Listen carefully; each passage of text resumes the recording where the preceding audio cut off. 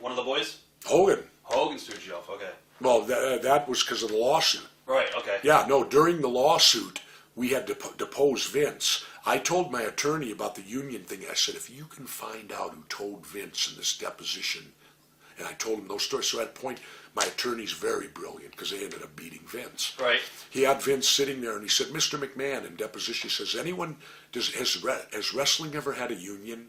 And Vince, of course, said no. My attorney said, has anyone ever tried to form a union?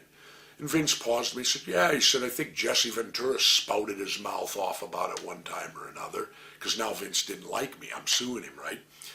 And my attorney said, well, did you hear Mr. Ventura say it? And Vince, with no hesitation, oh, no, Hulk Hogan told me. And I didn't show no emotion, but I almost fell to the floor because Hogan was a friend. And I found out, my God, it was Hogan who stooged me to Vince for trying to, and Hogan denies it.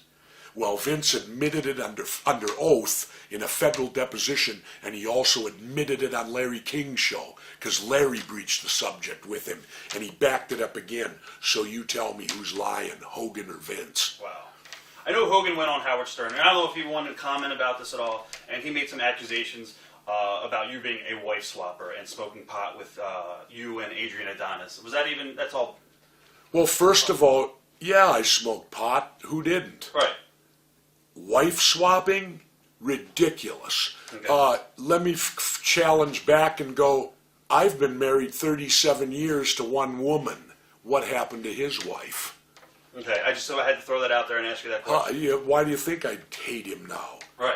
That he would go out and say, I'm a wife. Have you heard that before, or is this the first time? Howard told me. Okay, yeah. I know about it. Howard told me when I was on with him. Okay. That's the biggest crack of crap I've ever heard. Oh, yeah, I had the Plato's Retreat stuff. My wife and I went down there. We wanted to see what it was. We watched it, and I bought a T-shirt because I knew it'd be controversial as hell.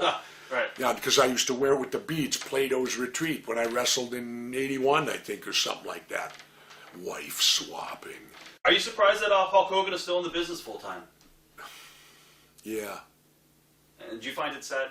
Yeah, I find it pathetic. With the amount of money he's made, and that he hasn't always done his TV shows and his movies, but, geez, why would you still be climbing into a ring or doing things like that at his age with the amount of money he made? But then again, they just gave me Linda's book. Right. And I haven't read it yet, but I imagine maybe now he has to. I don't know, but I'm sure Linda did pretty well in that divorce. I don't think she's hurting today. And, but yeah, I really do, because I think, because Hulk Hogan has become what we all hated. When we were all young, we couldn't stand these old guys that were so far over the hill, and yet you had to put them over.